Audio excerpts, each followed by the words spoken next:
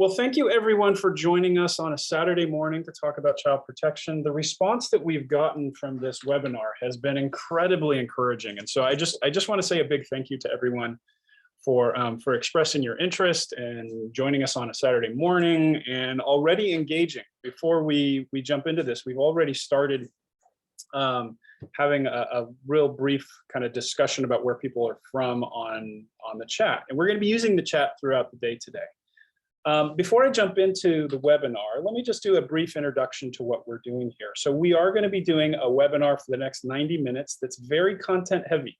There's going to be a lot here, but you'll have the ability to view this recording afterwards. I will share the slides with you, and there'll actually be a handout with all of the content that you'll get during this session itself. So don't worry about taking too many notes about specific items, because you will have a copy of it.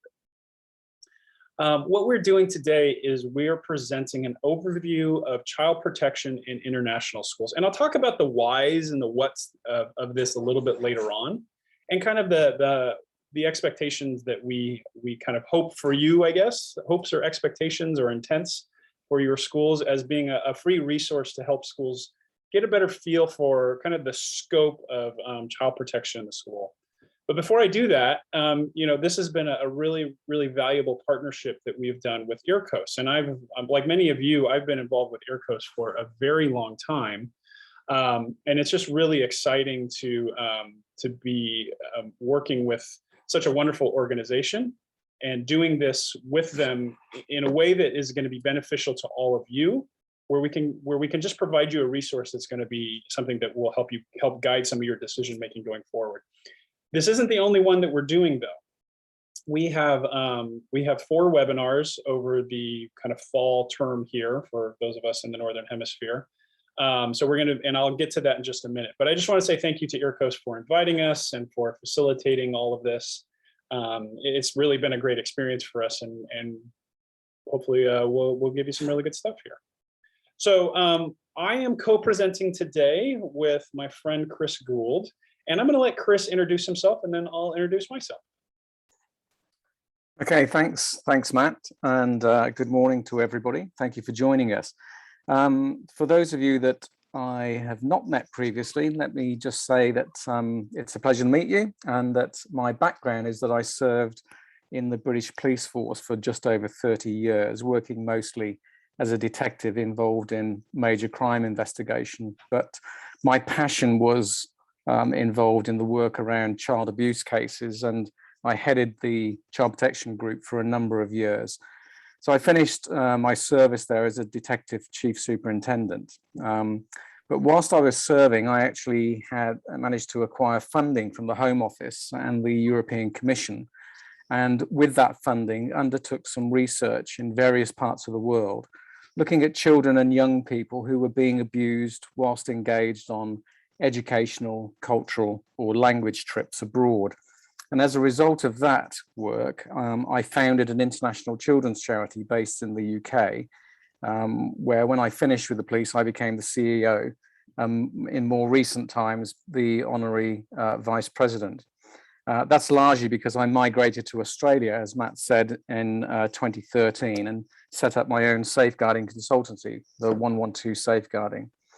In May 2014, however, I was brought in to support the Jakarta Intercultural School with a significant abuse case that many of you may be aware of, and then separately worked with them and then with the FBI on the William Vahey case as well.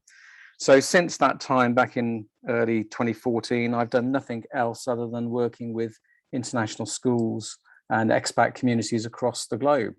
So that's me. Thanks, Chris. That's great. So I actually met Chris in my work, gosh, it was about 6 or 7 years ago at this point. So my background is I am the co-founder and CEO of ChildSafeguarding.com.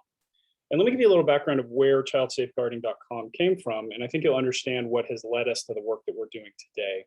So my background is in school leadership and technology for learning, and using technology for operations in a number of different ways, whether it is the academic side or the operational side. And I've worked as a consultant working with many schools like yours, but I also worked in schools. And the last school I worked in was the British School of Jakarta. And so I was in Jakarta when these issues were happening with JIS. And this is when I got to meet Chris. So Chris came over to our school and did a full set of trainings. He covered a lot of the issues and items that we're going to talk about today. And as Chris and I got to know each other, you know, we developed a friendship, and we started talking about where the gaps were. You know, there's a lot of people in your school, and you're going to hear me say this a few times, everyone has a role to play. Every adult in your school has a role to play when it comes to child protection. And the challenges that we were finding is that we had a lot of locally hired staff that had different literacy levels and different education backgrounds, and obviously linguistic challenges. And so training them in child protection was something that we found was quite difficult. And so Chris and I worked together. We said, you know, we might be able to use kind of my e-learning background to provide child protection training for those individuals in the school. So the support staff, the gardeners, all of these people. And we'll talk about that more a little bit later. But it was in doing that that you realize that the training elements of child protection that we focus on at childsafeguarding.com are just one piece of a much larger puzzle. And so Chris and I got together and we said, you know, we're doing this work with childsafeguarding.com to make our course available so that child protection training is available to all adults in the school community. But there's so much more going on. And I don't feel that either of us have a real good, just kind of central resource that we can draw upon to say, this is kind of the broad scope of child protection in the school. And so we set out to build it. And over the last year and a half or so, we have developed this overview to help schools like yours just get an understanding of what are all of the touch points of child protection within your school. And so that's what we're going to share with you today, is kind of an offshoot of the work that Chris and I have done together. Okay. So I just want to give you a brief overview. This is the first of 4 webinars that we will be giving. And you were given a registration link from Christine for this one. I'll provide registration links for the following 3 within this PowerPoint, and then I'll email them to you as well. And Christine will also share them with you. And we hope that you can join the rest, because we're starting with this overview of child protection, and then we get into some of the more specific operational items of child protection in your school. So we will talk about how to craft a child protection policy, and we have a template that we've developed that gives you a very good roadmap on how to accomplish that. We will talk about the requirements for training in an international school when it comes to child protection, so that every member of the community, whether they're, you know, a 3rd grader or a parent or a security guard or a head of school or a teacher, is appropriately trained. We'll go over that in November. And then we finish off with the role of the designated safeguarding lead. And what we've done is we've created kind of a guide on what are the characteristics and responsibilities of a typical designated safeguarding lead.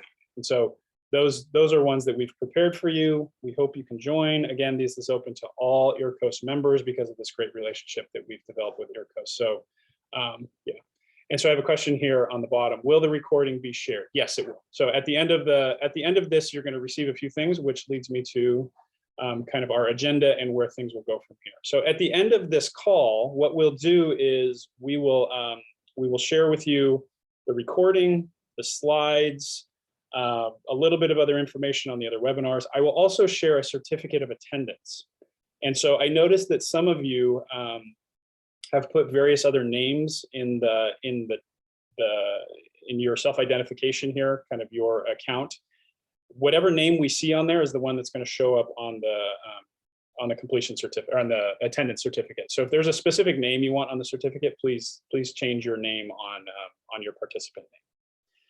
Okay, so this is what we're going to talk about today. So we are going to start with the broad and work down. We're going to work down into the specific. So we're going to start with a definition of child protection. We'll then go into the context of child protection within your school environment, because no 2 schools are the same. And we're going to kind of unpack that a little bit. And then we will spend the bulk of our time talking about this overview of child protection in schools. And I will provide a handout, so you'll get a copy of this. We'll ask some questions, and hopefully we can have some chats there. And then we'll put it together. We'll talk about some best approaches and best practices for implementing some of these things or addressing them in your schools. Okay. Now, we do have a request, or I have a request. I do a lot of webinars like these, and I work with a lot of schools like yours. They're not as effective when they become a lecture. This is better if we have the ability to have some conversations. And now we have a lot of people here, which is great.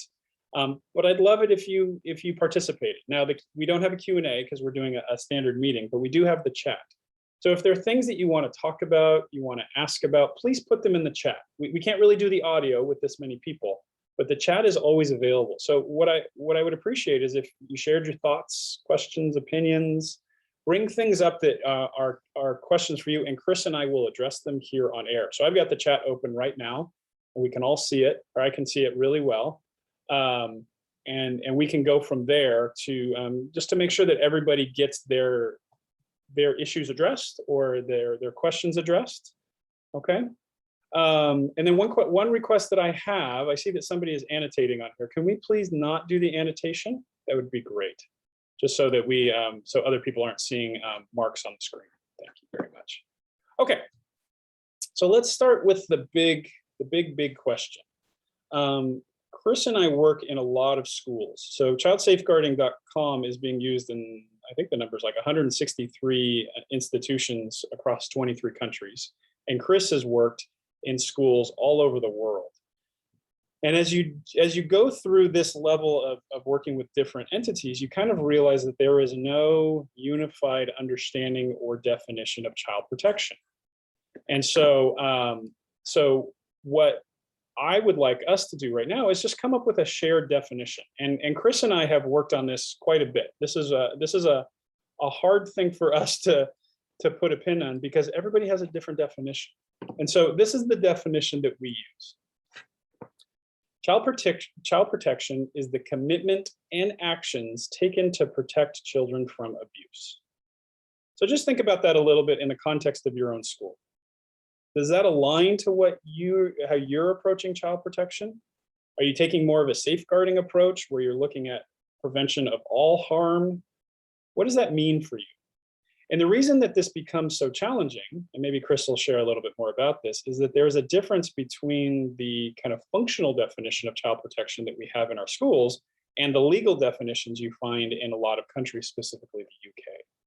Chris, what's your experience with that? Yeah, there are lots of different definitions of child protection around the world. It's important to have an understanding, I think, of these definitions and in particular in relation to some of the subtypes, including emotional, physical, sexual, and neglect.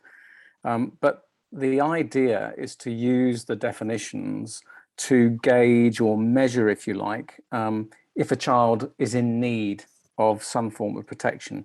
But it's also occasionally used, as you alluded to, Matt, in relation to whether a crime has been committed. So that then links to the school's thresholds. So within the school's safeguarding framework that operates, there should be a series of levels of thresholds. And one of those will be in relation to the host country threshold around crime. So that's important. And of course, the other thing you alluded to is the International Task Force on Child Protection and their accreditation and inspection guidelines. Essential question one talks specifically about whether you as a school actually have created a definition of child protection. So that's important because it's part of the accreditation process. Absolutely. So that idea of it being a preventative and reactive measure is critical, but also something that is specifically contextualized for the school, right? Yeah. Absolutely. Yeah. Now we have a question here, Chris, from Daniel. He said, should neglect also be included in this protection from abuse? Yes, I mean, that's the subtypes that I was alluding to. So if you think of safeguarding as an umbrella, it includes everything from pastoral care, welfare, well-being, personal safety, right the way through to the high end of child protection, where actually the abuse end of the continuum is, and that includes the subtypes, which might be emotional, physical, sexual abuse, or neglect. So yes, beyond this definition, there will be other definitions. Absolutely. And when Chris and I worked on the content for childsafeguarding.com, this was a very important key for us, is identifying neglect as a form of abuse. And so, yeah, absolutely, that is something very important. Now, along with this idea about child protection being a commitment to protect children, we also make this statement pretty clearly in all of the schools that we work with. The child protection involves all aspects of the school community, and everyone has a role to play. Child protection has impact, has touch points in every element of the school operations and strategy, which we're going to get to in a minute. And every adult has a child protection responsibility, but the children also as well, and the parents. And so what we're going to go over today is, how do you involve everybody in that by ensuring that you understand where all the touch points are? Okay. So let's talk about this overview. And as I mentioned, Chris and I have spent quite a bit of time trying to put together this roadmap, or these touch points around child protection in your school, so that you have an understanding, kind of from Chris's experience and my interactions with school, of what are the things we need to account for? What are the questions we need to be able to answer? What do we need to be able to address? And so what we've created is this guide, and it's just a guide for you to be able to have a greater understanding of the potential scope for child protection in your school. And we did this because there are such different understandings of child protection, whether it is people that are new to child protection in schools, or those who have done it for so long, maybe they need a fresh input, ones that come from different backgrounds, ones that might have conflicting opinions. We've tried to create just this element, this guide available to you, where you can go in and have basically a set of tick boxes, where you can say, have we discussed that element? Is that addressed?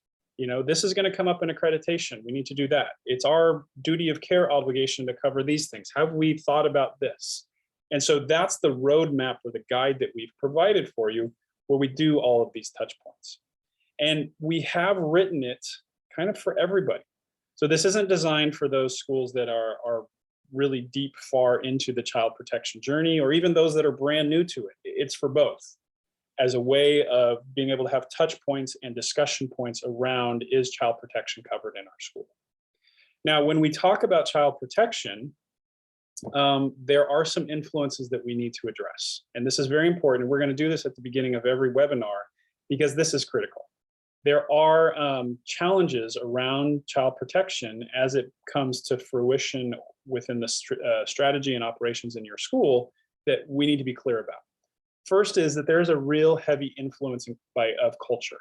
And the culture that we're talking about could be common practices within your school's culture. It could be standards of practice around the way that child protection should be operated from this international schools perspective. There could be legal requirements based on where you're located. I mean, we have, as we saw, we have people from India to China to Vietnam to all over to Indonesia. The legal frameworks are going to be different, and that is almost a cultural element that you need to focus on. But then there are other cultural elements that you also need to consider, and those come from the people within your school, especially those in an influential position. Because if you're approaching this from a UK background versus, let's say, a Canadian one versus maybe a Singaporean one or a Chinese one, the interpretations of what constitutes abuse, the legal frameworks, the experiential items, the trainings you have are all going to be different. And so you have to recognize those cultural influences, even within the people that are in the room having these discussions. And this is where we've run into a number of just kind of interesting quandaries, because we'll say things and somebody will say, well, I wasn't taught that when I was in, Birmingham in the UK. So that doesn't work. That doesn't apply to me that way. I don't like that definition. And so when we look at this strategy, when we look at this overview and we try and apply it to your school, it may not be a direct fit. This might not be perfect. In fact, some people might say, you know what, that particular approach is wrong, because that's not how we do it in Alberta. Okay, well, that's fine. It's just something that you need to take, to address. Now, the way that Chris and I have put this together is we have not aligned it to any particular legal framework. This isn't a UK-based approach to safeguarding. This is a international approach to safeguarding that gives you touch points where you can interpret them for yourself, But please do recognize that some people may say, oh, I don't agree with what they put together here. This is wrong in this particular area. You need to do it this way. Great. That is a wonderful opportunity for you to discuss. Beyond the cultural influences, we also have this contextual influence that's very important for your school. I worked at the British School of Jakarta, and Chris was doing work at Jakarta Intercultural School. Though they were on other sides of the same town, the contextual differences were miles and miles apart. And this, again, is a very important part of your interpretation of child protection within your school. You do have different communities that you're serving that have different requirements and needs that you need to take into account. The legal requirements, as we mentioned earlier, are very, very important. The communities in which you're sitting are going to be different, even in different parts of town. And of course, there are the pressures that you have of being a school around performance or learning or all of these other elements, maybe even the history of the school itself. So as you think about these things and putting them into practice, realize that we're giving you a broad overview, that the actual specific implementation of them will vary from school to school. Okay, so let's jump in right now. I'm going to leave this slide up for just a minute so that everybody can get an opportunity to download a copy of the handout for this. So what we're going to do is we're going to go through all 12 of these parts of the overview of child protection responsibilities for a school. You have a copy of it right here. And this is free. Hand it out, give it to whomever you like. We've created this resource to help schools. So I'll leave that here real quick, okay? And maybe I can make life a little bit easier, and maybe I'll put it in the chat, just so everybody has it in the chat. Okay.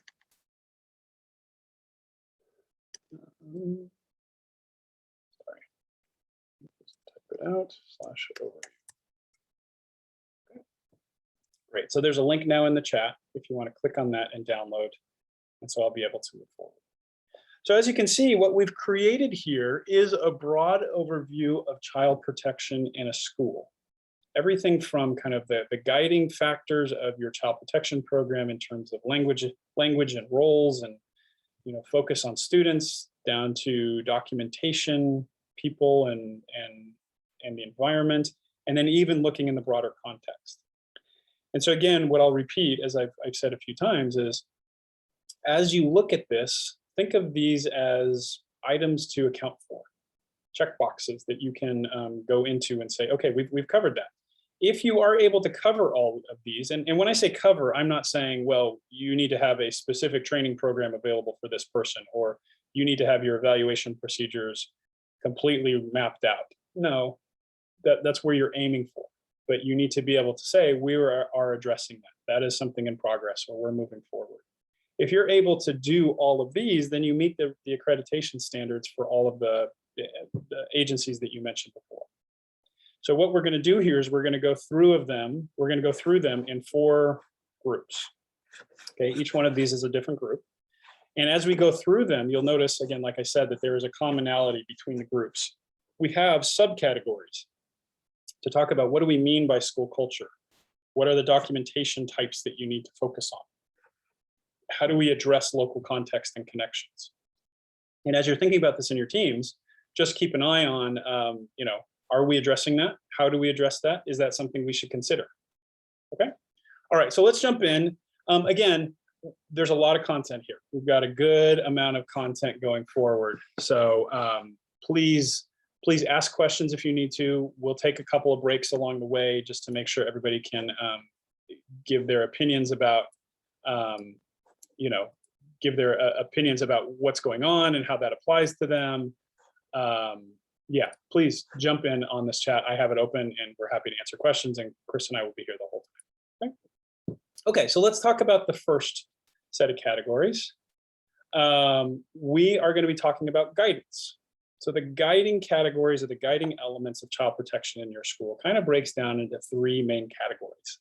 Your school culture around child protection, the roles and responsibilities for everyone. Remember, we talked about everyone has a role to play. And then this very clear, stated, and lived commitment to child well-being, right? So think about that from a kind of holistic point of what's going on in your mission and your leadership. So we need to have the entire school community focused on the culture around keeping children safe. We need to clearly state that that we have a child-centric approach, and then the people need to be in place in order to make sure that that's happening. Okay, so now let's jump right into some of the content.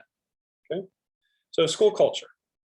Okay, so this is how we've defined it: the set of excuse me, the set of child protection beliefs and values shared and demonstrated in the school community. Okay? Now, Chris, what is, I mean, we're going to go into some subtitles here, but what does that mean? What does that mean, a set of beliefs and shared values? Like, how do you know that when you're working with a school? How do you know that that's in place? What are the markers of that? Largely, Matt, it's to do with the top-down, if you like, culture that's driven at the school, and how people in various parts of the organization actually talk about safeguarding and its impact and its rollout and the way it operates within the school itself. And these subparts are quite indicative of some of that assessment, if you like. Is it something, Chris, and you and I have talked about this a little bit, is it something that you can feel when you walk on campus? Because, you know, like as an educator, it's very hard to define what is good teaching or what is good school leadership. It's really hard. I mean, there's a whole area of study around, you know, teacher supervision and mentorship, and everybody has a different opinion. But when you walk into a room, you know that it's happening. Is that the same thing when it comes to a school's culture that's committed to child protection? Are you able to feel it just when you walk on campus? Yes, you do. I mean, you do. If you move around and the accreditation or the assessment or the audit is undertaken well, you get into all sorts of nooks and crannies and you speak to all sorts of people that are part of the organization, and you do get a very real sense as to whether or not that exists or not. This is also something that you can unpick in training, and certainly for key stakeholders in the child protection response to the school. There are some exercises that you can do around attitudes, beliefs, and values. And everybody comes to this with a different set of attitudes, beliefs, and values. It's the sort of baggage that we all carry from our own personal experience. And that doesn't make it wrong, it just makes it different. And it's actually dealing with the differences and the way that you deal inclusively with those differences that makes the response to child protection strong, a sort of multifaceted, multi-agency approach, if you like, is the strength of dealing with child protection issues. And so we should embrace those differences, not isolate them or make them feel inferior. Right, that's great. So what we also have here is a set of subcategories, as Chris mentioned, that give you areas in which you can focus to show that culture around child protection is lived within your school. So these would be maybe the external indicators that someone like Chris would come in and say, do you have a clear leadership commitment? Or what is your organizational culture around child protection? If we're able to focus on these 4 areas, then when somebody walks into the school, they'll feel it, they will know it. And that's something that Chris and I have found in a number of locations, just as Chris has mentioned, that you know, we want to feel it when we walk onto the campus, that the children are safe and everybody knows their role in taking this on. And that starts, and I'll go through each of these just in a little bit of depth, this notion of a shared understanding. So this is the child-centric culture that we mentioned about. And we'll talk about this a bit more in the student well-being. But there's a shared understanding that decision-making is centered on the best interests of the children in the school community. Now, you're going to notice here that we kind of switch back and forth between school community and school. This is something that I think you should focus on as well, is how are you defining school? You know, I was working in a school where we were partnering with a local provider for orphan children. Are they part of our community? Well, from a cultural standpoint, yeah, we want to make sure that they are as safe as everybody else. The school community could extend to field trips, to stuff outside of the physical confines of the actual campus. So we've said community because there are so many people here. And there's so many ins and outs of a school like yours. So that's always helpful as well too, to understand where the boundaries or where the guardrails are when you're talking about, where your views on child protection extend. Now, for those of you that have gone through accreditation, you'll realize that these guiding statements are going to be a very big thing. It is going to be something that people are going to focus on quite a bit when they're looking for child protection, and they're going to ask, they're going to look very clearly and ask you, is child protection embedded in your mission, vision, and values? You should be able to answer that question. So we have a request from somebody who's having some internet challenges. Can people turn off their cameras? Just might make things a little bit easier for us. Thank you. Thank you, Tony. Excuse me. Now, Chris made a very clear statement that I think we've found everywhere, and you'll see this in other presentations that we give. And this is this notion about the leadership setting the tone. Leadership at the school sets the tone for the school culture around child protection. And where this comes in, and we'll go in other presentations, we'll talk about this more in depth, but there is a strategic element of child protection, and then there's an operational element of child protection. The leadership sets the tone for the strategy and the culture, but then also ensures there's sufficient resources, support, and oversight for the operational pieces.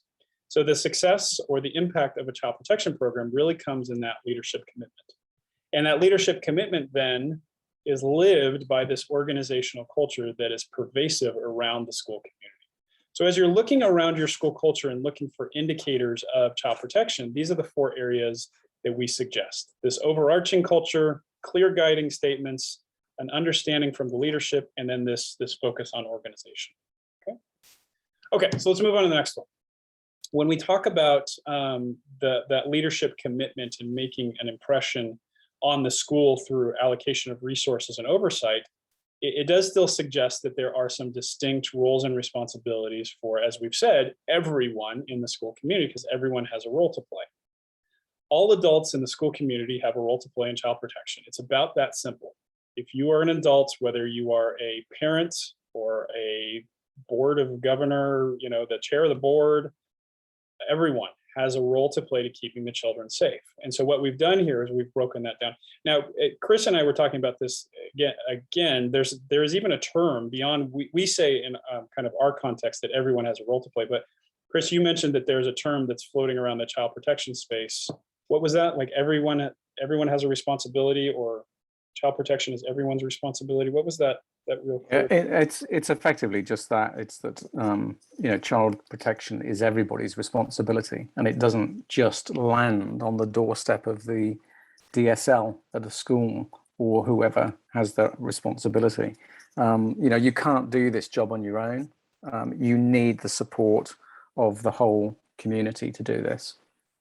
And with that, Chris, I mean, that's why we talked a lot about this element of staff having clear responsibilities. And it's kind of a bi-directional piece where the staff and every staff member needs to understand their responsibilities, but then also needs to have that support from the leadership in order to fulfill those needs, whether it's training or, clear guidance or policies or those sorts of things, right?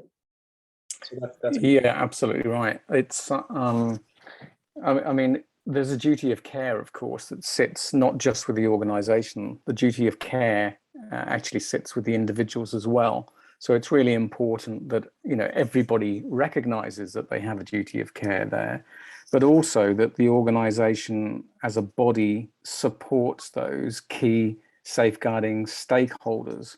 These are the people that we're asking to do more on top of their day job to actually work on some of the child protection issues. And that means good support, it means good management, it means giving resources where they're required, putting finances into it if things need to be developed or improved. It means ensuring that people have had good training. And it also means dealing with some of the emotional fallout from this, because people, who are dealing with some of these critical incidents from time to time are going to feel somewhat overwhelmed. And therefore, things like getting their own professional development, their own professional support, whether it's to do with personal issues or whether it's to do with professional decision making, I think it's really good practice if the school looks at a supervision model Some of that can be done in-house with peer-on-peer support, but I think ultimately there needs to be an option for an external support. Gotcha. That's very helpful. And can we talk about duty of care for just a moment? Because we went through the cultural piece before, but you and I specifically suggested that we separate this duty of care piece because there is a more operational and even a legal element of this notion of duty of care. Can you elaborate on that a little bit? Yeah, I mean, duty of care is one of those common law issues that crosses most international boundaries. So this finds its way into pretty much most countries across the world.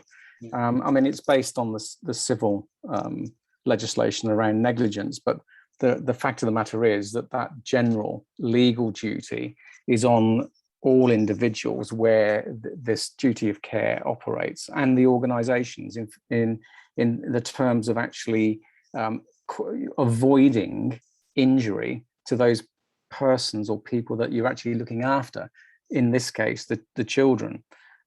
So it's making sure that everything is done, and there's a term called reasonably practicable, so that you've done everything that's reasonably practicable to ensure the safety and the health and the well-being of those children in your care. And that's how you will be tested. But this is like one of the low rungs on the ladder in terms of thresholds. So it's generally the most obvious one. So does this concern actually tick a threshold?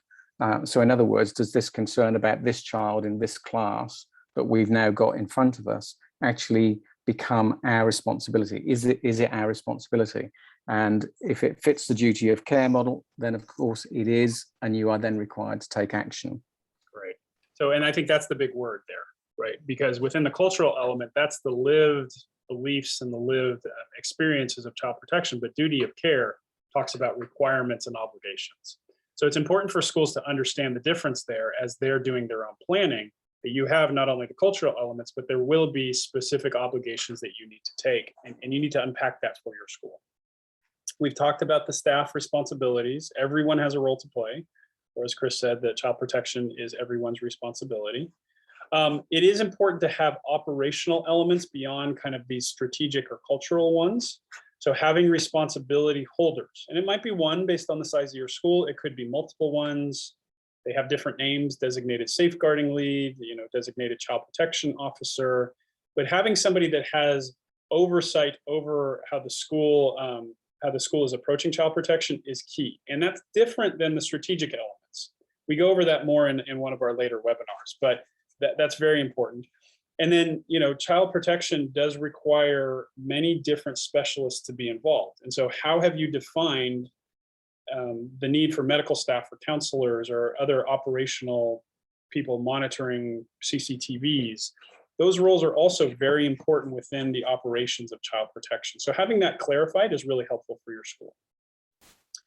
Okay, so let's talk about student well-being specifically. And this is where we actually do get into the weeds a little bit, where we talk about how do we focus on the well-being of students themselves so that we're ensuring that they are at the center of all these conversations. So student well-being is accounted for in academic programs and across all activities within the school community. So beyond just the requirements and the obligations and the culture, we do want to have some very specific things that we provide for the students in order for them to understand or to be protected and to have their well-being being at the center of things. So first off, it is something that is highly recommended. It's something that's coming more so within the accrediting requirements. And that is to include child protection education in the academic programs for all students, even the little ones. Having something about understanding how to protect themselves, what is appropriate, those sorts of things being embedded in the academics is something that it's becoming a requirement. It's not there, but it is becoming a requirement, and it is a best practice to have that built in. And so if people were to come to your school, are you able to say, yes, we've included this as part of the overall academics that we're offering for the students? In line with those supportive roles, we do need to have supportive services, and this is where the student support services comes in. where the school has organized services that are available and sufficient. This is a big thing. We added that sufficient element because what we have found is that some schools sadly can treat this as a checkbox exercise. If they're providing services, but they're not adequate to meet the needs of a growing population or through challenging times, that is a key element, that when students run into challenges, that their well-being is accounted for through these services. And then looking beyond the school, and this is where I talked about the idea of the community being broader than the four walls of the physical environment. Child protection rules, policies, and procedures are adhered to on all excursions outside the school. When students are on overseas trips or on field trips or even going down to do volunteer work at the local care home, child protection should still apply. And do you have that in place? It's not just within the cameras viewing your own school. Is it something that you're looking for externally? And then this is a challenging one in itself, and this is this notion of guardianship supervision. Child protection policies and monitoring procedures for students on long-term guardianship arrangements where parents do not live with the student. And this is something that we find quite a bit in international schools, be it boarding arrangements or parents that are just somewhere else, or whatever the reason is. Having that child protection piece extend to those guardianship arrangements is very important. And this obviously can be very challenging because you're bridging that homeschool divide here with the guardianship arrangements, but because the school is taking so much responsibility around the guardianship as well, this is very important. So having those guardianship relationships covered is real key. Okay. Now, do we have any questions? Anything that you'd like us to chat a little bit more? Otherwise, we will move on into the next set of categories. So please put anything into the chat if you have any. Matt, I'm just thinking whilst we're waiting for questions, yeah. In this last section that we've been through, from school culture through roles and responsibilities to student well-being, underpinning school culture in particular is the United Nations Convention on the Rights of the Child. And I think that's really important for people to recognize that that's a building block, it's a foundation block, and it focuses on the best interests of the child. In fact, that's the best interest of the child is actually one of the 4 guiding principles of the UNCRC, and that's important to understand and recognize. My experience of working with international schools is that this is one of the 4 guiding principles that is not necessarily done that well. So it's an area to make sure that we integrate. But also coming back to student well-being, academics, the area on academics you've got there, that's part of the International Task Force, essential question 11 on the curriculum. So that's now included. The area of field trips is also included. So that's essential question 13 and so on. So many of these areas can be aligned to either the United Nations Convention or to the task force essential question areas.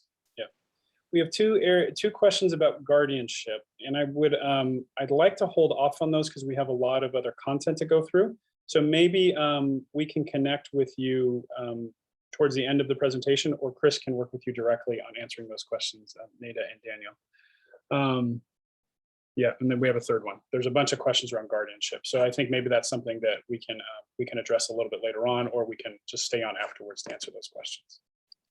Okay, let's jump right into the next set of categories, and these are our operational ones. So we've gone through the kind of the high element of the umbrella of your culture and your focus on students. Now let's talk about actual procedures and documentation and record keeping and all of these things related to how do you actually put child protection into practice. So we are going to talk about procedures, documentation, and record keeping. So let's start with procedures. And there is a pathway here that we're looking at. We want you to, or we suggest that you focus on having discussions about what your procedures are going to be for various elements related to child protection, then developing documentation to outline them and to clearly document them, frankly. And then having a clear understanding on those records that are going to be so sensitive, how you're taking care of them, okay? So let's start with the procedural elements. And this is a big thing for you. And this is something that will come out of those accreditation requirements or legal requirements And it is an expectation. It's a foundational one, and that is that you have key procedures for child protection, for managing child protection in the school that are clearly defined. Okay? So having those items, and these are 3 that we suggest, but there are going to be more. Okay, these are just the 3 really top ones that that are essential for you. So the first one is an incident and reporting framework. If somebody sees something where they need to report a child protection concern, what is that framework? What happens? Where does that information move up the chain? And the next one actually talks about where they reported to. But if that information is received by somebody within your child protection team, where does that go, right? So having procedures, decision trees, record keeping practices, responsibilities, support, what happens? And even having a decision, a workflow for that is something that's incredibly important. Now, remember, as you're building these things and you have this leadership commitment, that you are in an international school. So there is going to be turnover of staff. Having these things well documented so that the next person can come in and understand how they come to fruition is really critical. And so the schools that we've seen that do quite well will have this particular one, this item of incident and reporting, clearly set up where there's almost a playbook. There's almost a binder available where they go, we do this, we do that, we follow up with this, we make this decision here. Okay. And the one thing that we haven't written here, but you're going to see it later, is also what do you do after the incident in terms of evaluation and just kind of incident management later on. Okay. Clear reporting pathways are critical.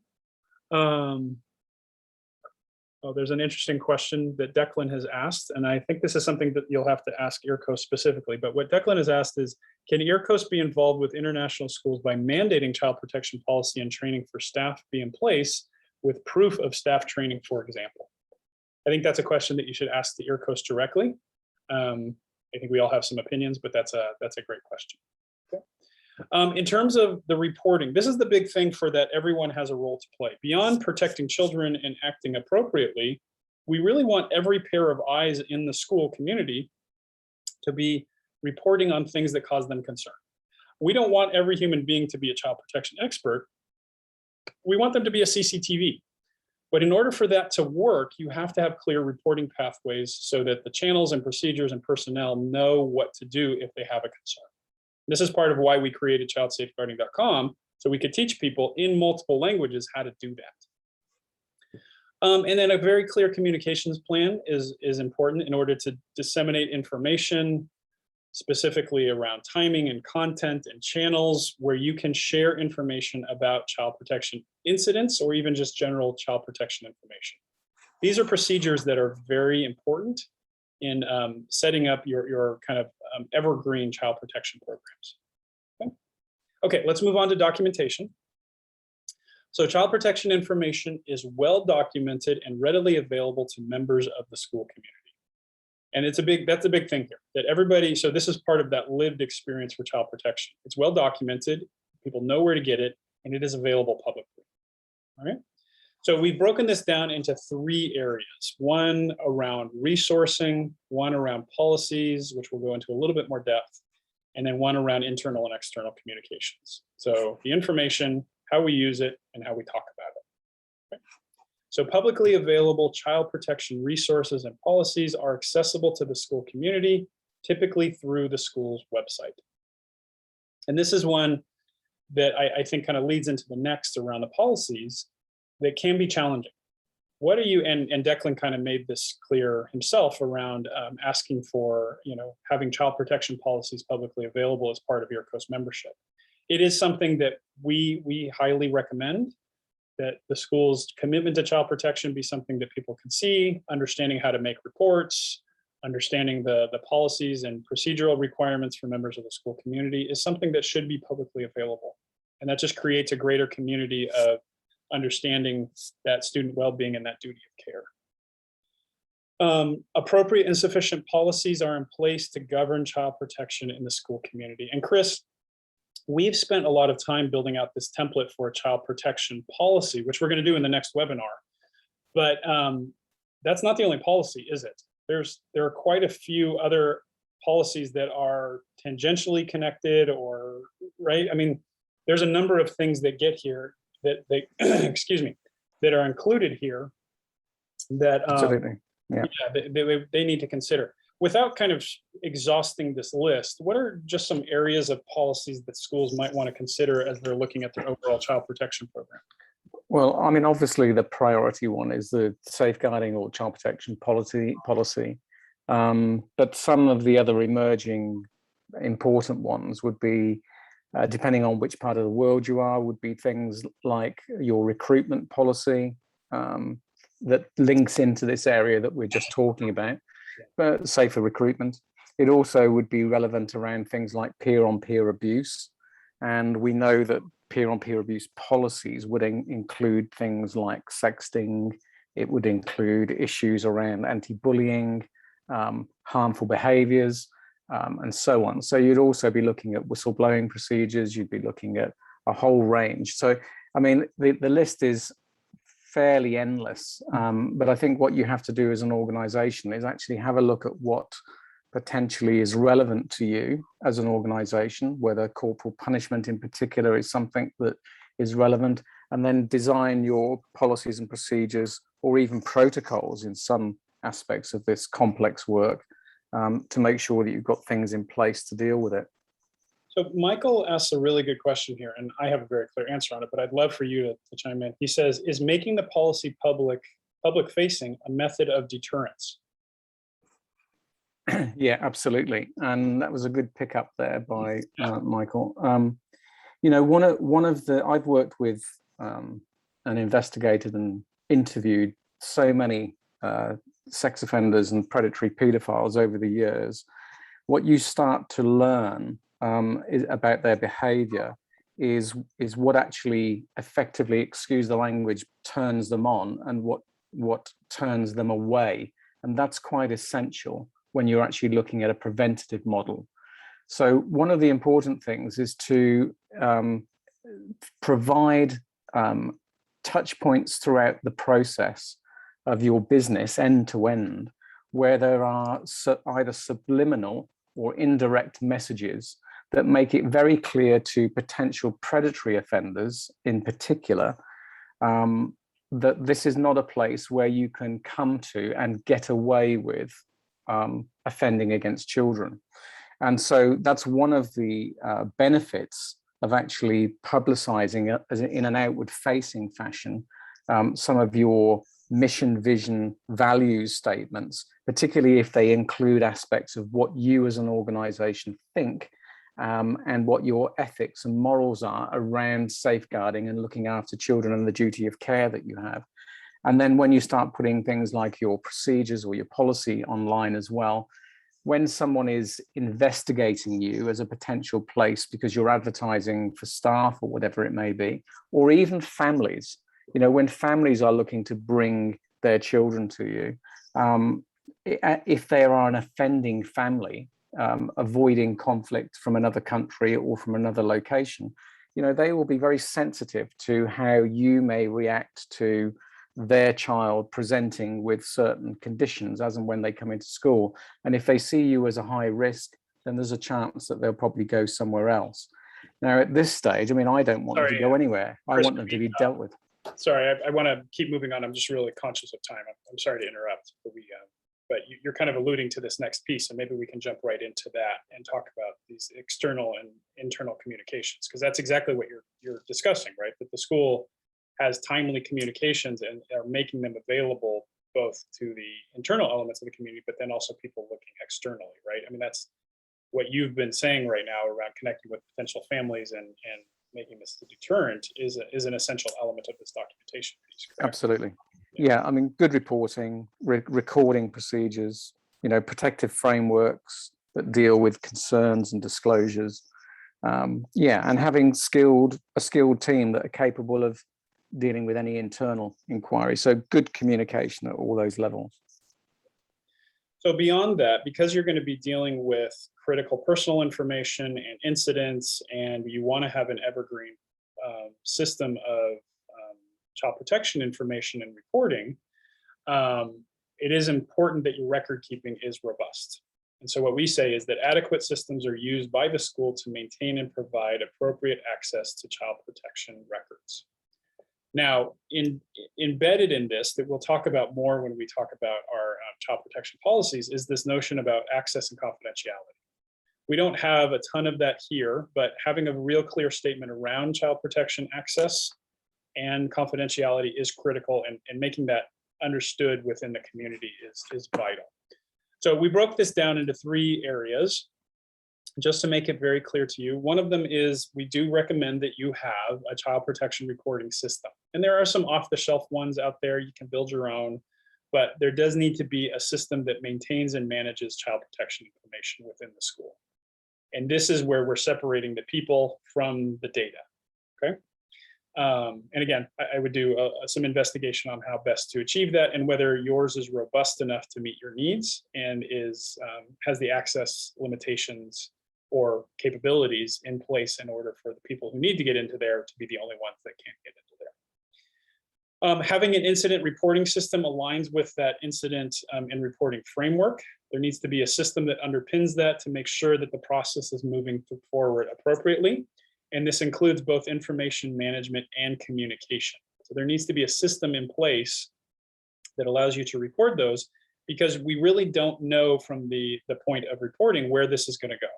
Some things may not be child protection and a child protection incident or an abuse incident, but that does need to kick off the system in order for us to determine that. And some of them may escalate because they'll connect to other issues that we may need to come back to later on. So having a robust incident recording system is vital. And then finally, we kind of talked about making these policies available online, or focusing on your external communications. Just having a clear file management system where you maintain and provide secure access to all files, policies, and communications related to child protection. It's vitally important in terms of this record keeping that you have appropriate access and maintenance of information that goes beyond any one particular person or one particular incident. We need to be able to look at patterns of behavior. We need to have different people slot in as a designated safeguarding lead. We need to make sure that whatever excellent work is done by people like you is going to still be in place and have value when you leave the school. And that really comes in here, where the record keeping is robust and systematized and well organized. Okay. Any questions on that? I'm a little conscious of time. I think we're going to go over a little bit, which is okay, but I just want to make sure that we have sufficient time to answer any questions. We'll give it a second. Okay, so let's move on to the next one. So we've talked about the operational elements. Let's talk about the people and the place, people in place, right? The campus and the people categories. So not only do we want to make sure that all of the people on our campus, be they the adults, the children, the visitors, the contractors, the government representatives that come on, are monitored appropriately, but we want to make sure that everybody's trained. Training is a huge element of this.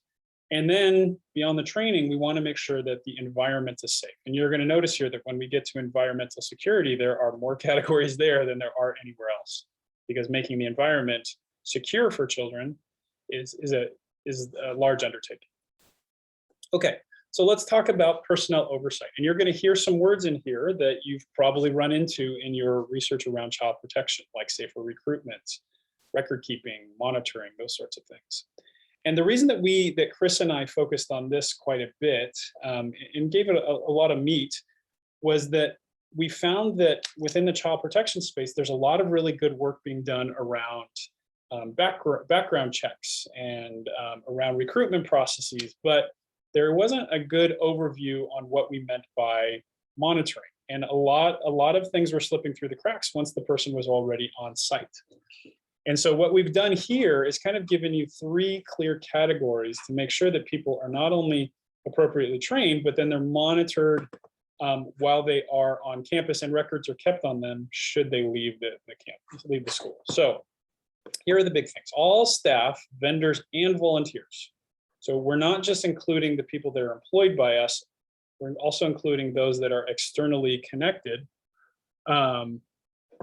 are included in the training and are monitored in the area of child protection. So anybody that has access to the school community should be included, right? And what we've broken this down into is the entry point, the monitoring, and then the long-term record keeping. So this is a big discussion point. And there are a lot of materials out there. I know Chris does a lot of work with schools around what we call safer recruitment. We've added on there contracting. Chris, why did we add the word contracting onto this? Not just the recruitment, but also what else? Yeah, this was really to sort of broaden the perspective for organizations, that this just isn't about your direct paid employees.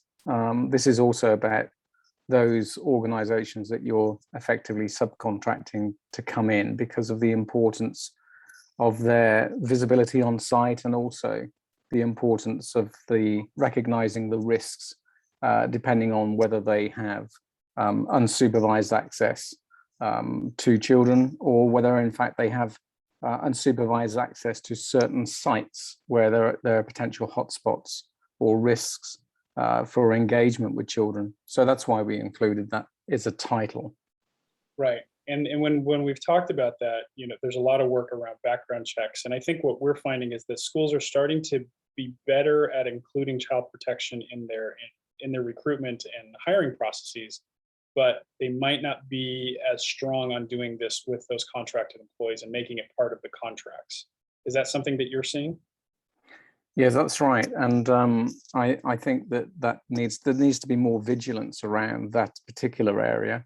The systems are more complex in some host countries than in others, but nonetheless, the invitation to come into an organization, there needs to be some more formalized process as to how you engage with companies and check their staff, or make sure that their staff have already gone through some form of process, and indeed training. I mean, you can also work with organizations to get that done before they come in.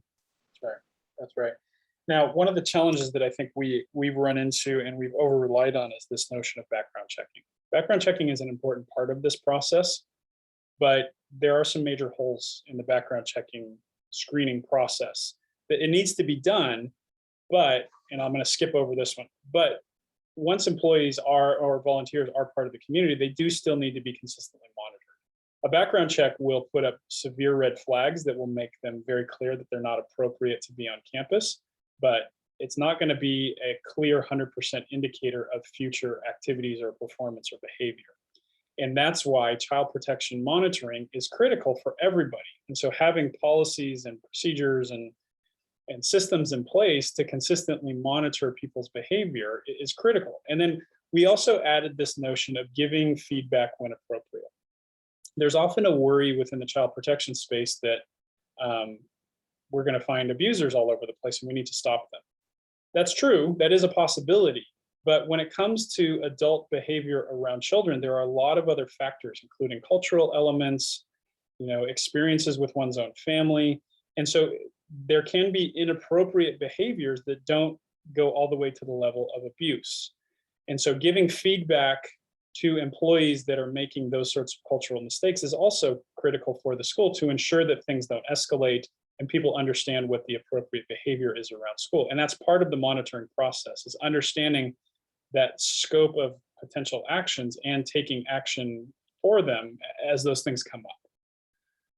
And then finally, kind of connected to those record keeping pieces we talked about in the last section, sufficient personnel files need to be in place that address backgrounds, having a clear record of trainings and behaviors related to child protection. They need to be maintained for the school and kept up to date in line with whatever the data requirements are for the school. And I say that because we want to know about the people that have come to us. We want to know the people that are here, that are making sure that they are appropriately trained on a regular basis, and that we can speak about them intelligently if somebody asks us about them later on. And this doesn't just hit the adults, staff, and the volunteers, but we also want to have some records on the vendors or access to those records if the vendors are doing it themselves. Okay, so let's talk about training. And this is a big thing because everybody needs to be trained. The school engages in training that meets the child protection responsibilities of all members of the school community. And this includes students and parents and bus drivers and teachers, everybody, as I've said before. And we break this down into kind of 3 different areas. of training. So one is the catch-all around child protection skills training. Periodic, so this is not just a one-off, and this is where we run into some challenges, is that schools will make a big effort of doing child protection training and then forget to come back to it.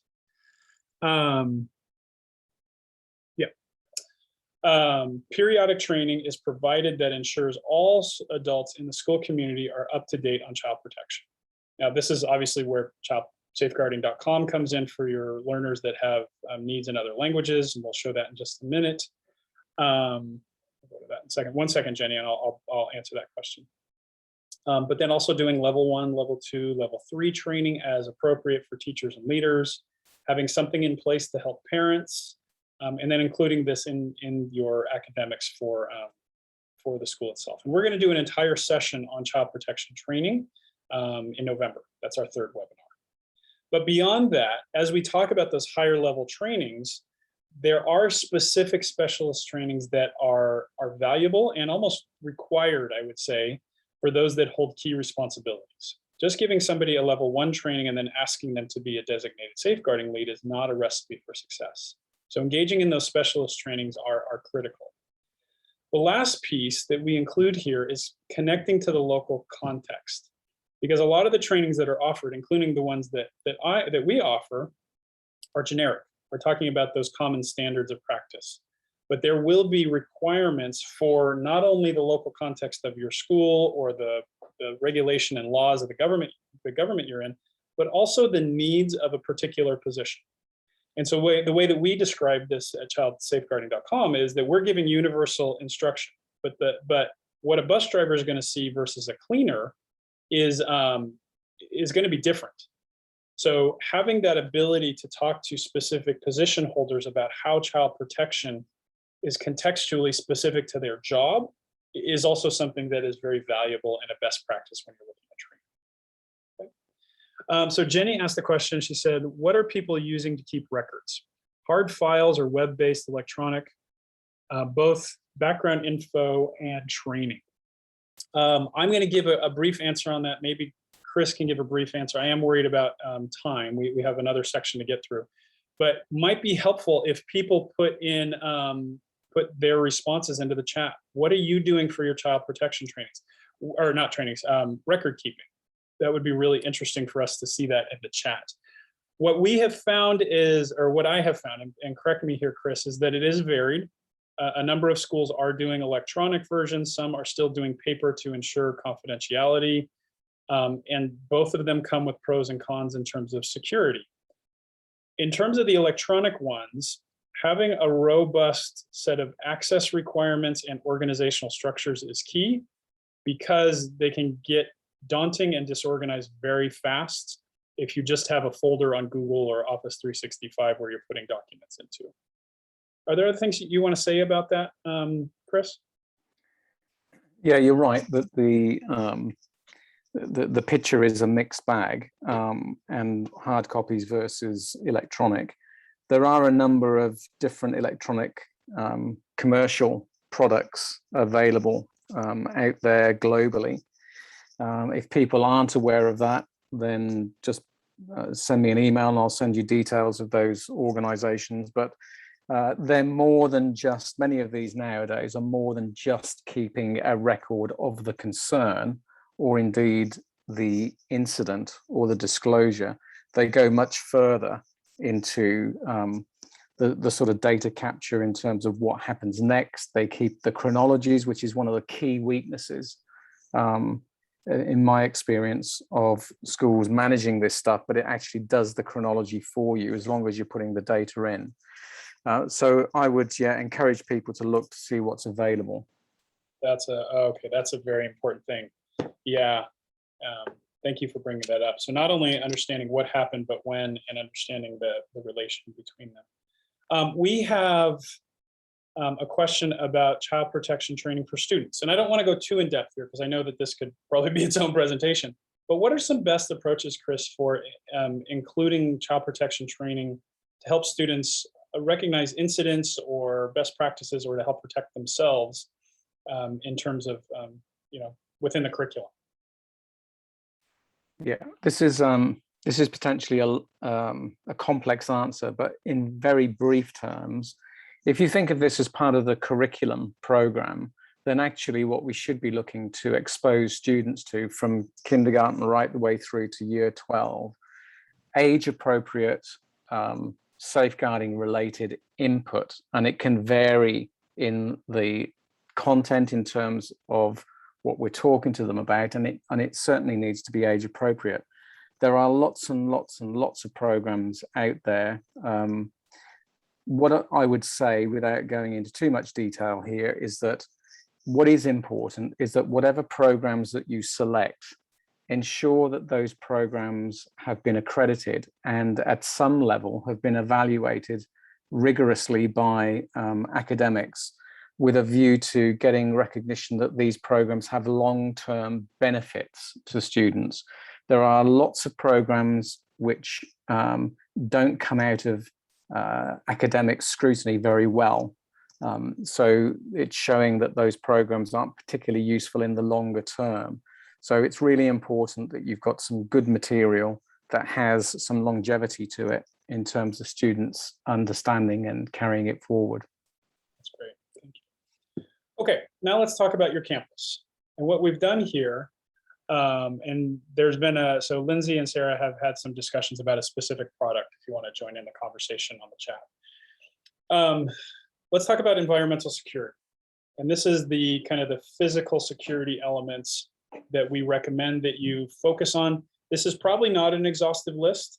In fact, Chris and I think initially had 10 or 15 items in here, and we tried to pare it down to being something that it was more reasonable. And within these, you can go in depth quite a bit. But the protective measures on the school campus align with the best practices of child protection. That's something that is absolutely critical. It's not just the people, but also the environment that are safe. And so we've broken this down into 5 clear categories. One of them is around campus monitoring, that you have sufficient processes, personnel, and tools to monitor the entirety of the school campus. A lot of people use CCTV, they might have roving employees. However you do this, as Chris said, every nook and cranny is addressed in that monitoring. Signage is a very powerful tool, as I don't remember who, Michael might have said this, making that publicly available policy online. This is important too. Having signage that indicates key child protection allows you to have that lived and understood experience within the school campus. I think Chris and I are both of a very strong belief that every adult should wear some form of identification. Some schools choose to do it with the children. I don't want to get into the depths of that discussion, but we believe that every adult should be identified and challenged if they don't have an identification. And that identification comes with some connection to procedures or training or requirements. Visitors to the campus should follow some sort of procedure and documentation so that they're informed about how child protection is addressed for them and how they will be identified and monitored. Excuse me. Campus evaluation, beyond doing these items and making it safe and all of that, there needs to be a regular evaluation of the campus itself to ensure that risks are remedied and issues are taken care of. So if you take care of the monitoring and the signage and the identification and the visitors, anything else like physical dangers of unmonitored areas or broken fences or whatever, those items should come up in this evaluation piece that will allow you to take action to make the campus safer. Now, we're not getting into the details of walls and gates and all of that. That's up to your school. That's something you need to figure out. But these items would be things that I think Chris and I would look for if we ever visited a campus.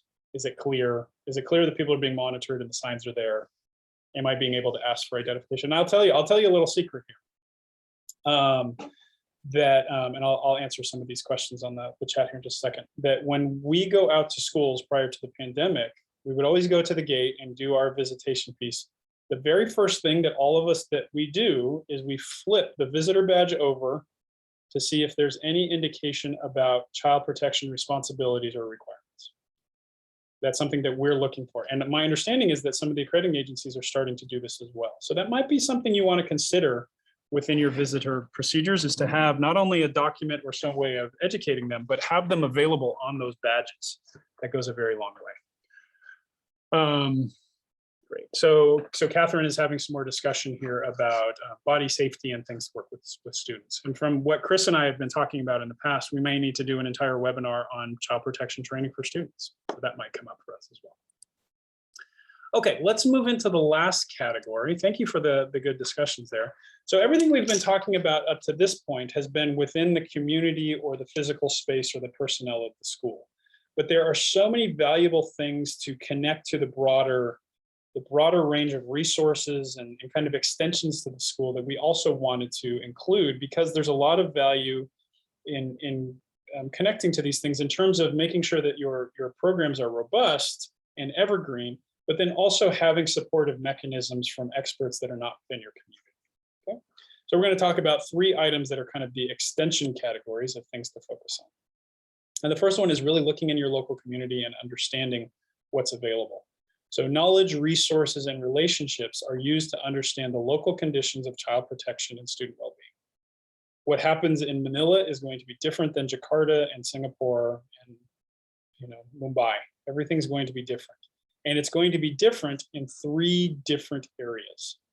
So one, in terms of legislation, there is going to be legislative elements that are going to impact the school that are going to be different. So when I talk to schools about our product around childsafeguarding.com, they will ask me, do you align to X? Like we had a recent one around Indian legislation that's been put in place in a couple of the states. And yes, they are. Ours is, because a lot of this legislation is based on the United Nations Conventions on the Rights of the Child that Chris mentioned. But it is important that whether it is your strategic head or your operational head, that you understand and adhere to that local legislation, and typically some guidance local to where your school is, to making sure that you're aligning to local requirements. This next one is really critical. The school extends its child protection network to the local, national, and international resources that support its child protection work in the local context. So this one's critical. Having a network of other people, and you have right now 125 people that are like-minded that also are talking about this critical topic. Child protection is something that we all do. We all have to do it. It's a vitally important piece, and it is not something done in isolation. So EARCOS is a spectacular resource for this. Connect to EARCOS about how things are done in other places. Contact me, contact Chris. There's a number of people that are doing this quite regularly that you should connect to ask questions that maybe your internal group or your internal school might not have experienced before. A lot of the countries that you're in will have national resources or even municipal resources to help support children that are having specific issues or to help with incident reporting. Maybe you don't want to do those things, but understanding your broader network outside of the school is vitally important. You are not an island when it comes to child protection, and please engage those other people. And then this is one that we recommend for everybody, and that is that the school maintains access to legal professionals offering services related to child protection who are specialists in the local context. Don't ever assume you could have been in your particular country for 20 years. You will never going to be a legal expert. Please maintain some connection, whether it is a retained lawyer, whether it is some other legal professional services.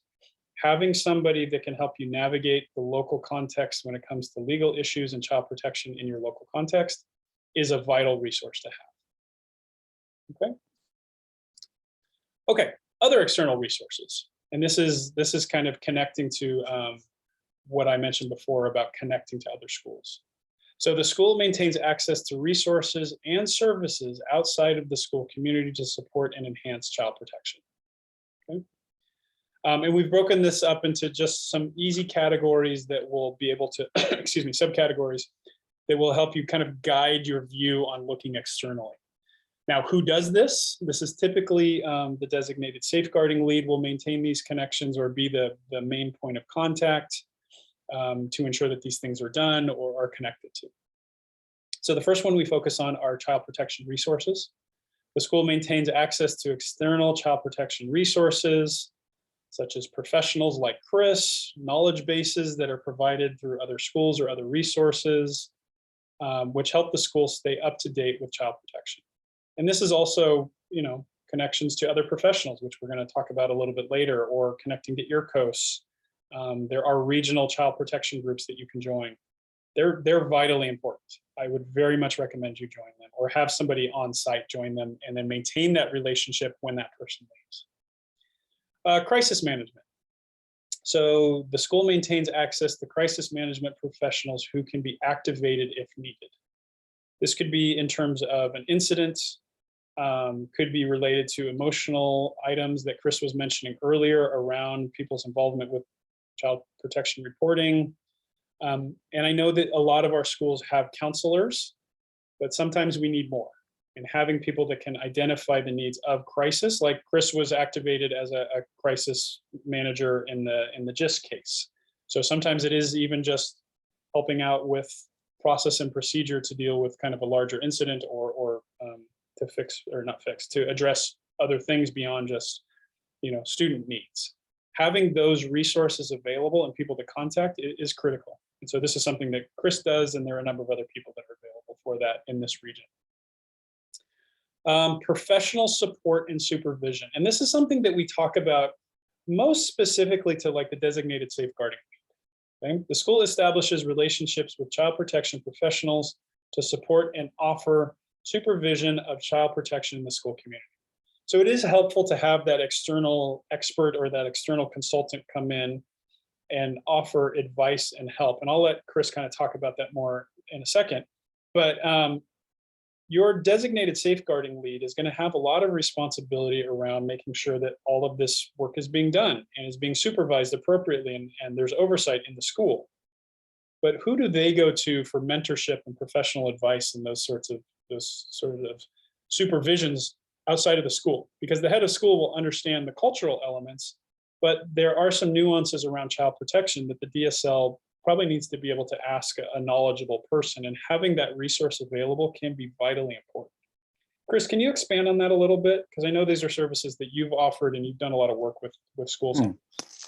Yeah, we're offering supervision to a number of schools around the world, but I think that the priority is to, if you are having a key stakeholder position in your organization in relation to child protection, then you probably come maybe as an expat from a country where you already have built some contacts in the professions relevant to some form of supervision. So don't be afraid to go back to your country of origin and actually use those people to help with supervision. If you know them personally, it's always good to start with somebody that you know.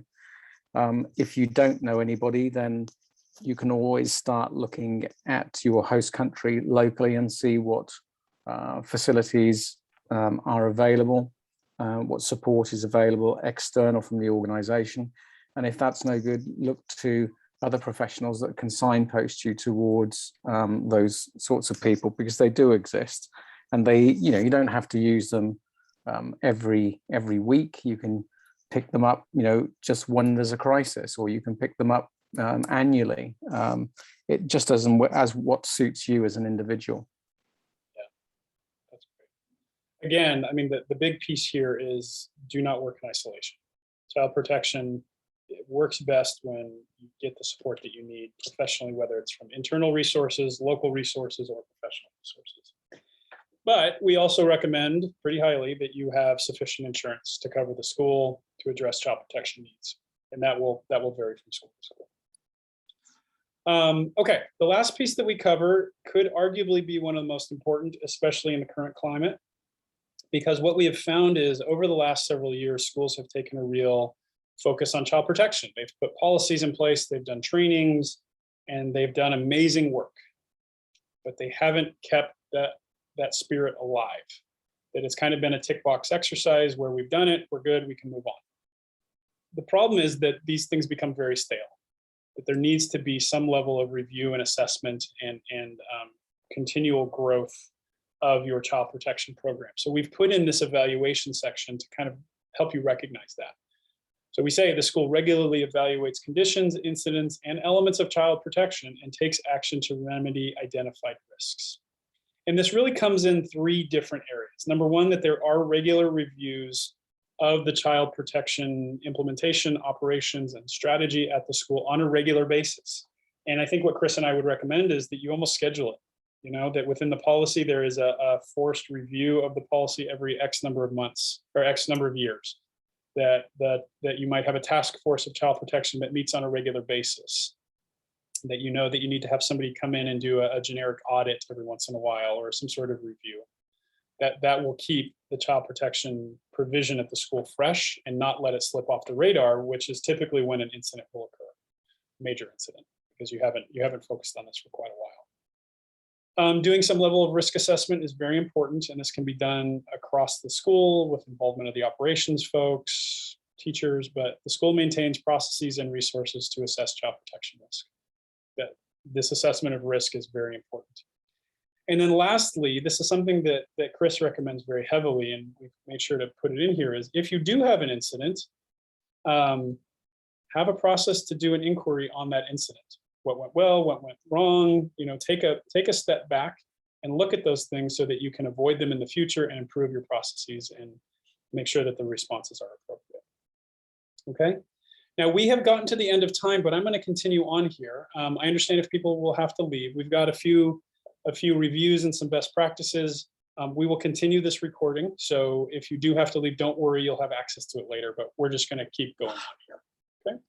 So do we have any questions about what we've talked about before? I love the discussions around the student items here. That's been really, really positive. Are there any items that maybe we've missed? Are there items that we've omitted within the overview that you would like to talk about? Yeah, what are your thoughts on there? Do you want to put anything in the chat and maybe Chris and I can address that briefly?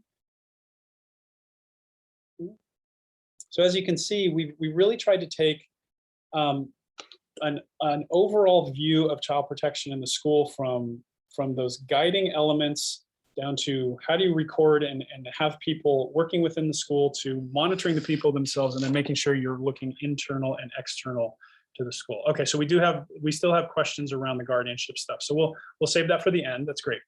How do you raise awareness with parents? Simply sharing the policy, or do they need training too? Chris, what do you think about that? How do we raise that awareness with parents? Because you did mention it earlier a little bit with the policy thing, but are there other ways that we can raise awareness around child protection with parents in the community? Absolutely. And I think, you know, schools need to get creative with this. You know, there's different ways of doing it. They are part of the whole school community. And one of the things perhaps to mention here, because we've very much focused on the organization throughout this session, we've focused on personnel within the organization. But remember that statistically, most offenders are going to be, you know, intrafamilial offenders. So people that offend against children are likely to be part of the family of that child or the extended family of that child. You know, the risks are lower within the organization, but they're still real. And hence, you know, when it goes wrong, it makes big publicity. But remember, that's the significant area that we need to focus on. So parents are really important, and family members, to get them educated around this.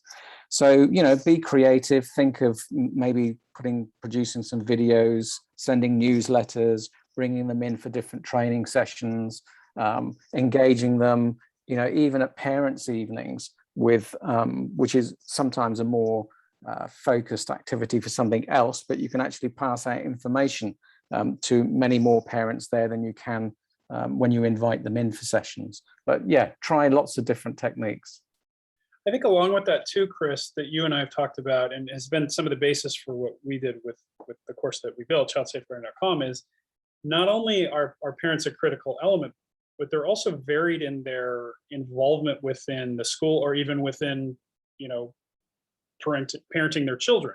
We have some people that are heavy volunteers and they're quite involved and they have a lot of stuff going on with the school. We have other ones that we only see during, you know, back to school nights or parent meetings. Then we have other ones that we may never have met and may have full-time jobs and are, maybe even other countries. So so the discussion that you and I have had is that training all of them is important, but understanding those varied roles or varied levels of involvement are also critical as you base that training, right? Exactly. Yeah. And when you sort of look at drilling down into the analysis of where, who are the parents that you can access easily, who are the ones that are more difficult, what are the reasons why they're more difficult, where are they, etc., then actually you start to focus on different techniques for reaching these people. And of course, going back to the fact that you can't do this if you're doing it on your own. Suddenly we're talking about a lot more work. So therefore you need a community within your organization that includes a child protection team or task force or committee that is actually going to support those of you that are the key stakeholders. That's great. So we have a couple other questions that I think are really valuable for everybody here. So let's go through this. So okay, so we got more. Well, you're going to give us all sorts of wonderful questions. Thank you. So Emmanuel asked, ideally, who among the school personnel should be the designated child protection officer? Should it be a full-time role?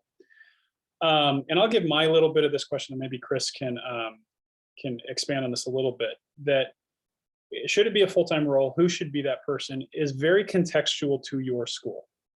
It's kind of like how long is a piece of string?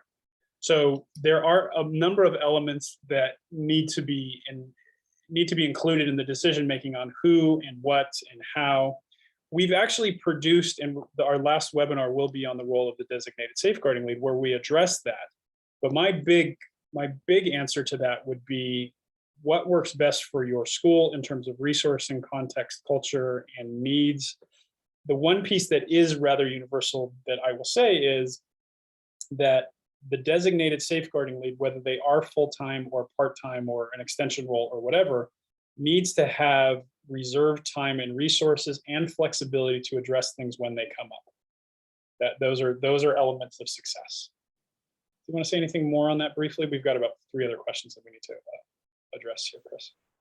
Yeah, you're absolutely right. I mean, I see the DSL role as more of the operational. It's good to have a deputy there as well, if you can do it. Full-time roles, fantastic. If your organization can aspire to that or even afford them, then that's something I would, ultimately work towards, because, the role is a significant, if not pivotal piece of the jigsaw. And if you don't have the availability of your designated safeguarding lead as these things come in, it's going to get tricky. Okay, so let's get through these other ones real quick. Actually, can I hold off on these for just a moment? And we have a whole question series that I want to leave them up to, because I just want to go through this, just some best practices. And then we can go through those questions, because they're absolutely critical, and I think they're really valuable here. But I know people have to go off and enjoy their weekends. So in terms of some best practices on how to use this overview within the school, the first thing that we suggest is just make sure that you have a response to each of them. I mean, we've given you 30, 40 subcategories here that you need to consider. Does that mean that you need to have them all in place straight away? No, but you need to address them. And it can become very complex. And so having discussions around, we have addressed X, is important. And so I would just start with that. And then you can grow into those discussions, then move forward into other actions. If you are start with policies, personnel, and training. The people and the relationships are the heart of child protection. If people don't know what to report, or are afraid, or underinformed, or don't understand their role within the community, that's where you're going to have your biggest gap. So focus on those parts first. Always consider your culture and context. In fact, we're having questions about that right now, which are really valuable. So do that. And we'll talk a little bit more. Lucy's asked a specific question about culture that we'll address in a second. Take a community approach. When you're building out your policies, or your, involve all stakeholders, representatives from every one of them. When you're doing your trainings, train everybody. Everybody needs to be trained. Everyone has a role to play. And then the last thing, Chris and I developed these resources to make sure that there would be something of value to schools wherever they are within that spectrum. And for some people, this is a gigantic elephant to deal with. And so the thing that we always recommend is to remember the old adage: what is the best way to eat an elephant? One bite at a time. Okay, so don't get overwhelmed by this. Use your resources, take things on in stride, and then go forward with them. Okay. And then I just want to talk to you real briefly about childsafeguarding.com. I won't go through this much, but there is actually a question from somebody here about how do we train those support staff that speak multiple languages. This is what we've done with childsafeguarding.com. So a lot of the folks in your communities will be teachers and leaders that are English speakers and well educated, but you have locally hired staff, you have people that speak multiple languages. This is why we've created childsafeguarding.com. We're available in every Asian language except for Mongolian, I think, at this point.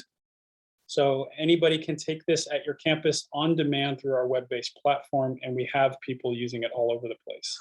If you'd like to learn more, please connect with me. And again, I'll give you this link.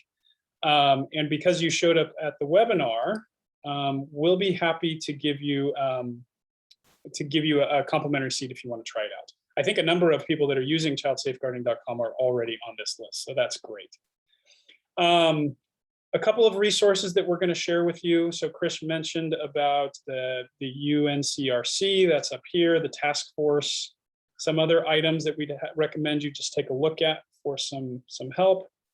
And then we will share with you our webinar series is continuing next month. The next one will be around creating that child protection policy. We'll then talk about that training overview, which will be available to you, and then the role of the designated safeguarding lead, which we'll go into more depth later on.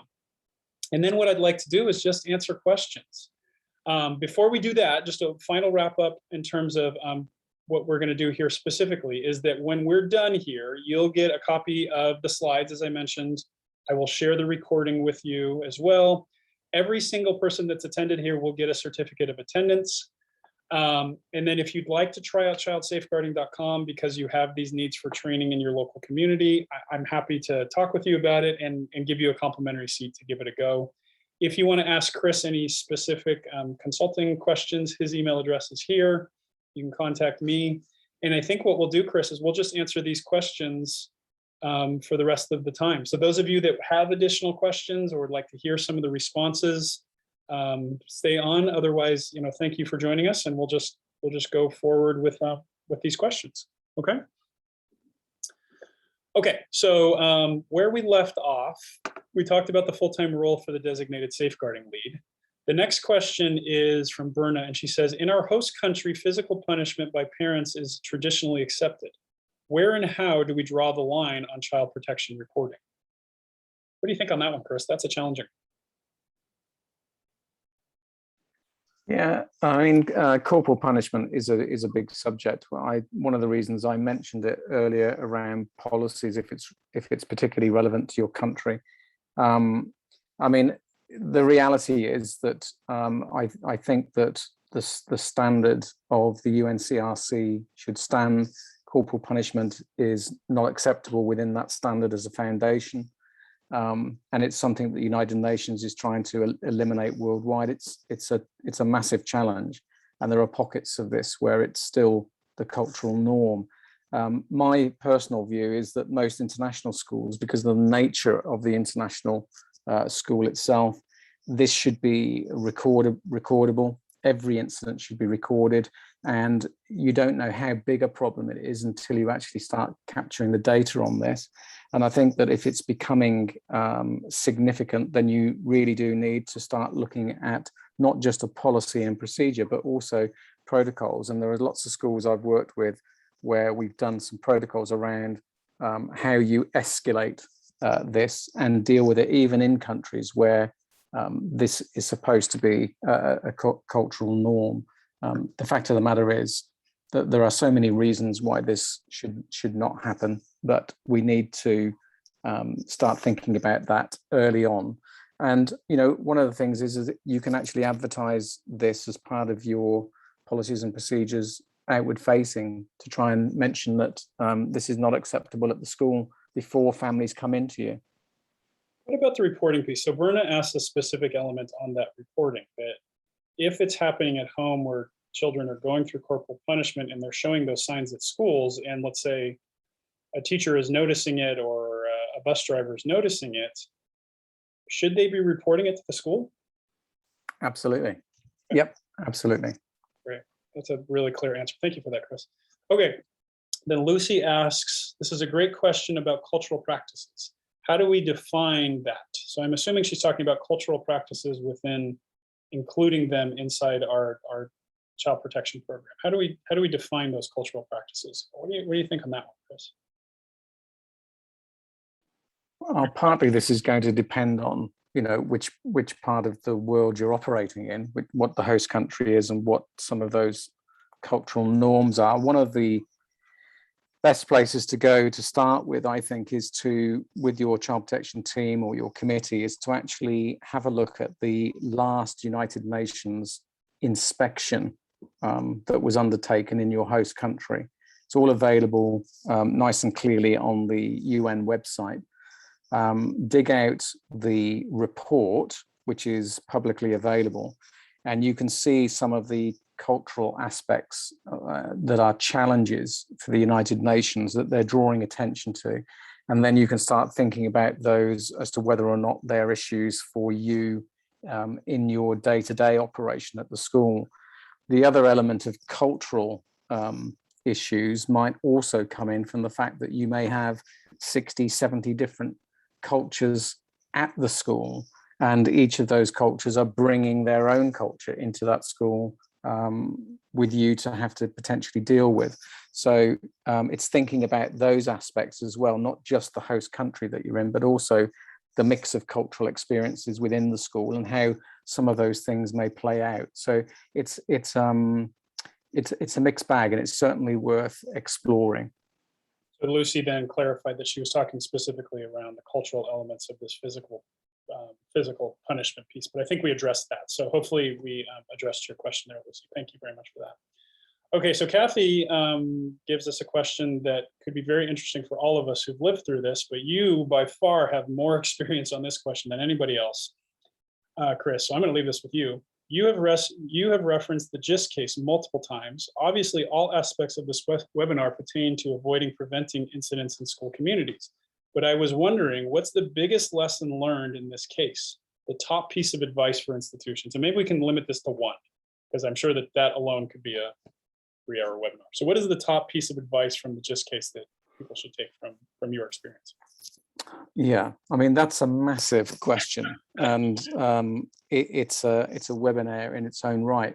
But maybe I can get away with two things if I had to say anything. The first is, and these things I'm going to raise actually fall in line with some of the task force recommendations as well.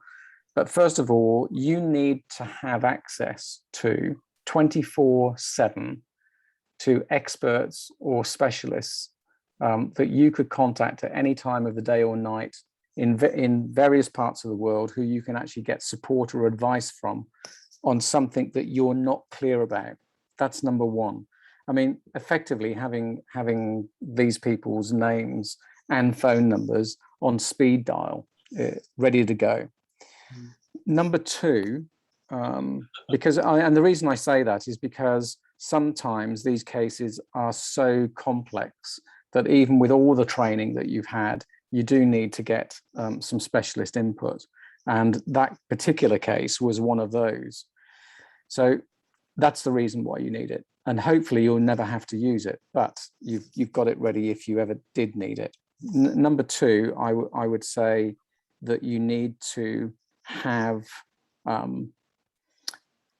depth.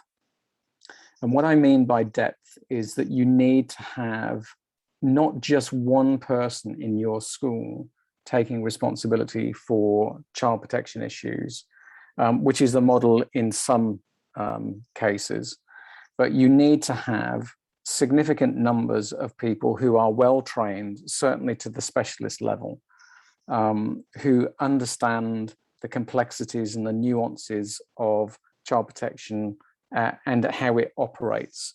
within your school, but also externally, so that you won't have the situation ever arise that just because your head of school is away on a particular day, or your designated safeguarding lead is not there that day, and this is the day that something big happens, that you have a massive void left and nobody knows what to do.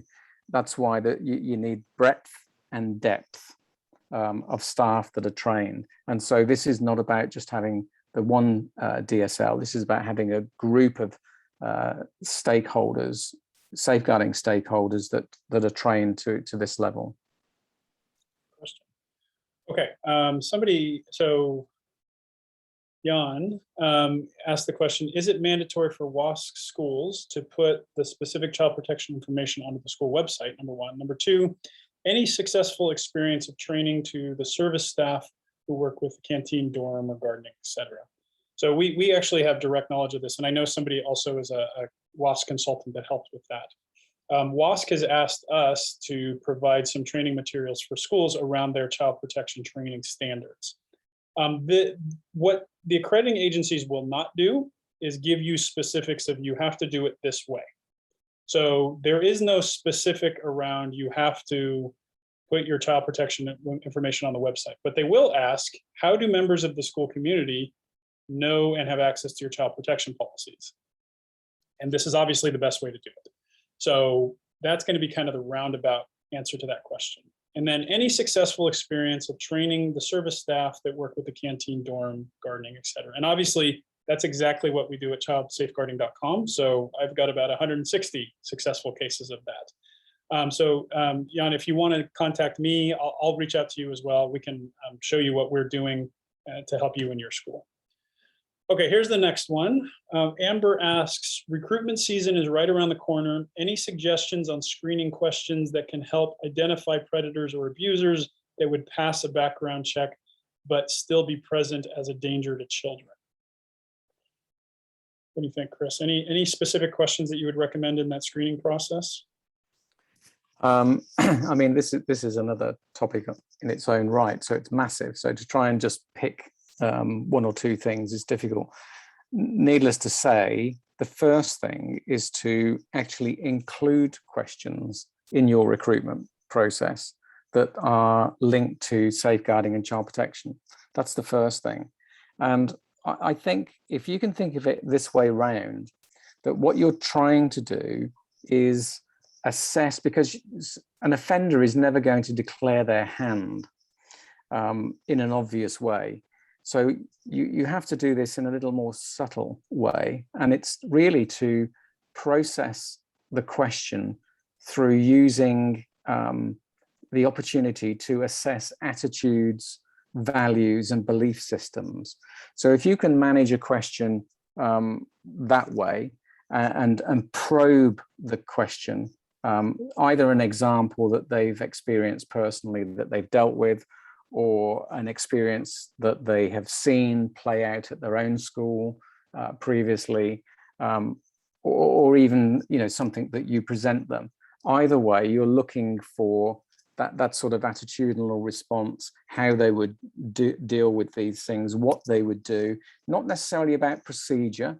It's more about attitudes, beliefs, and values. Procedure clearly is important, but from an offender perspective, we're trying to look a little bit deeper into the psyche of the individual, what they're carrying in terms of their experiences, their background, and their baggage, if you like, as to what they've been involved with in the past.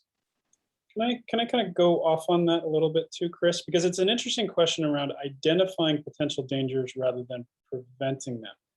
And we did something at my last school that actually turned out pretty successful. So after the first, there's multiple levels in the screening process and the interview process. Halfway through it, we had all of the people involved complete a child safeguarding questionnaire, a form online. And we did this for two purposes. Number one, to get very clear written statements about their understanding of child protection and their experience with it, whether it was from a reporting standpoint or their training or whatever. but it was also to make vitally clear that this is not something that we take lightly, and it is something that is pervasive throughout the school. We had a couple of people that were in the interview process that we already had kind of the hairs on the back of our neck going, and I don't know about this person. Those two people didn't fill out the form, and we never heard from them again. So this is just a case of what we had done, but focusing not only on the identification piece, but also a preventative piece where you're clearly making it stated that child protection is something that they're going to run into throughout the school, does create a situation where those potential abusers will find it a less attractive job to take. And Chris mentioned it before, that there's a number of cases where those abusers will see this school really takes it seriously. They've trained every adult. They've got signage up all over the place. This is not a good place for me to go and take advantage of the situation. So I think taking a preventative route on there as well beyond the identification route is also a really strong way to do it.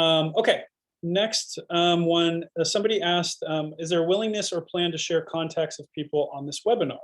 Connecting with others within my country to develop connections in local context would be fantastic. I think this is a question more for IRCOS, and we can make the recommendation to IRCOS that they create a forum or something for people to be able to sign up to kind of share some discussions around this. IRCOS would be a great way to do that. So hopefully IRCOS will contact you, and then Paula, if you want to contact IRCOS, I think that would be a great way to continue that on. Let's see what else we have here.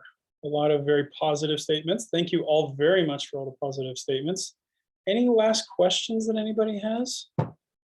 We can stay on here for another minute or two. I really appreciate this. This has been quite amazing to me that we've had such a response of people interested in the topic. So many people showed up on a Saturday, and now we're 25 minutes alone or after the session, and we still have people on. Thank you, Daniel. Okay, so Daniel and Nada had questions around the guardianship items. So why don't we do this? I will say goodbye to people that don't want to talk about the guardianship issue. And if you want to go off on your Saturday, totally fine. If you want to stay, Chris will be happy to answer a couple of these guardianship questions. Okay, so thank you everybody for coming, for participating, for engaging. This has been an excellent webinar, and I really do appreciate it. And please do share out the connections or the content that we've produced. This is not something we made for us. We made this for all of you. Okay, we have one more question from Jordan. Does IRCOS have a policy for speaking with students on platforms such as Facebook Messenger, WhatsApp, Line, etc.? That's a question you'll have to ask IRCOS. I'm not sure about their policies. So that might be something you talk to them or some of your colleagues at other schools, Jordan. I think that's the best approach.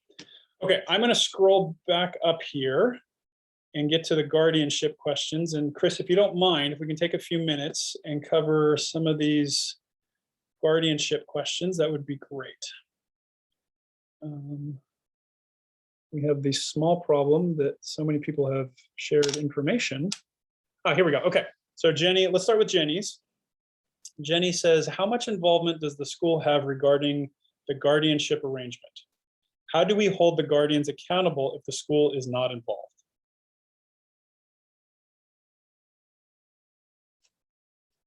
Chris? Yeah, I mean, I think it's important for the school to be involved, even though they're not involved in the process of arranging it, because this is an extension of the whole school community, and I think it's important to actually establish what is going on, you know, what responsibilities different people have, and where these students are. Interestingly, we did an exercise at one international school in Singapore a little while ago, and what we found is that there was so much going on in relation to guardianship that the school did not know about, that when it was explored as a specific topic and spent some time drilling down into it, it exposed a significant number of students that were being looked after by others, where the school actually believed they were being looked after by parents. And that puts a slightly different perspective on, risk. And then it's about looking at what the potential risks are, and what additional support may need to go in. And in the longer term, whether this is an acceptable process, and whether the schools need to deal with families who are trying to avoid looking after their kids in a particular country by putting them with others locally, so that they can carry on with their international work in another country without letting the school know. So I think sometimes until you actually explore this, you don't know. So this is a topic that obviously we've got several people asking questions on, and a couple of people just came in from boarding schools. So they have a different guardianship relationship. We have one person asking, they have several students, like you said, that live alone because the parents are working out of town, or are constantly traveling, or for whatever reason. And I think the fundamental question that we've gotten from a few schools talking to us about training is, do you find that there is a line of responsibility for the schools that they need to understand or undertake that has child protection connections, or how do I best say this? So where is the separation of school responsibility in terms of child protection for these unique systems, or these unique relationships with children? And should the schools insist on certain levels of communication or access, or so that they can align to the child protection responsibilities of the school themselves? Yeah, I've been involved in a few jobs like this where students are living alone. I mean, none of this is ever a problem until it's a problem. Right. And that's the reality. So my view is prevention is better than trying to deal with the crisis when it's all gone wrong, because that's invariably the time that I get brought in. I mean, I think it's really important to establish what guardianship or homestay issues are applying now, as of this moment, and as of the moment dynamically as it continues with each of the students at the school. And whilst when you're looking at litigation further down the track, whether the school is liable for any duty of care responsibilities, depending on what the incident that's gone wrong creates, and how that plays out in a court of law, because that's the ultimate where these things can actually end up, then it will be down to the nature of the incident, which is why it's so very difficult to give generic specific answers here, because it will vary on what the incident itself is. But I think that there are practices and processes and procedures that schools can start to adopt in terms of managing this, so that at the very least, either the school wipes its hands of this and says legally, we don't want to know any of this, in which case this is our very strong position. Families are responsible, you get on with it. But then on the other hand, the other end of the continuum is that you might say, well, actually, we feel that there is a duty of care here, and that even though we are not responsible for making these arrangements, the very fact that this student comes to our school and then something goes wrong, we do need to know about this stuff. And that would be my position, because the incidents that I've been involved dealing with around this, on every occasion, the school has had no choice but to get involved because of the nature of it. So that my advice would be, if you think it's an issue, then actually make it a specific issue and keep it on the agenda for your child protection development plan, and focus on that as a topic and drill down into it and see, what your needs are, what the issues are, what you understand about what's going on and what you don't, and then actually have some policy decision around how you're going to approach this.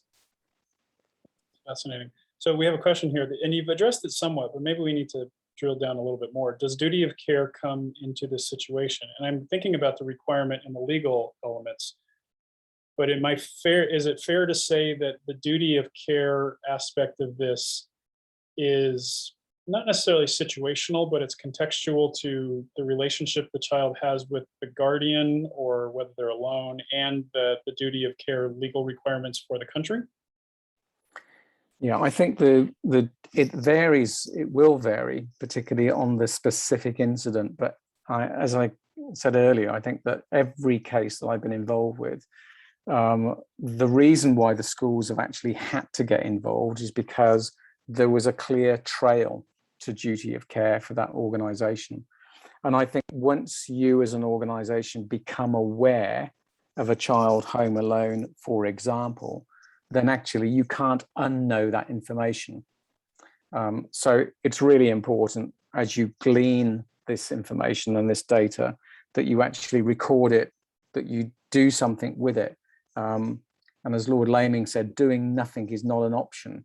And he's done a review of a number of significant cases in the UK. And the fact of the matter is, even if it's just approaching parents, and this is at a preventative stage, to actually establish what's going on, we've just learnt this, and then documenting everything that you've done.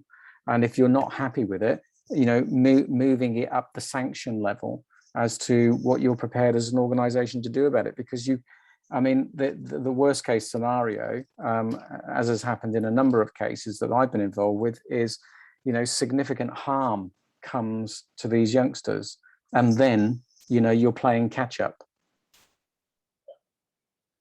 Thank you, Chris. That was really helpful. That was a good answer. Do we have any other last questions? I realize we are way over time, so I'm glad that this has been something of such value for you. Any last questions, or should we wrap it up? All right. Well, thank you everybody for taking your Saturday morning, and probably more than you had initially hoped.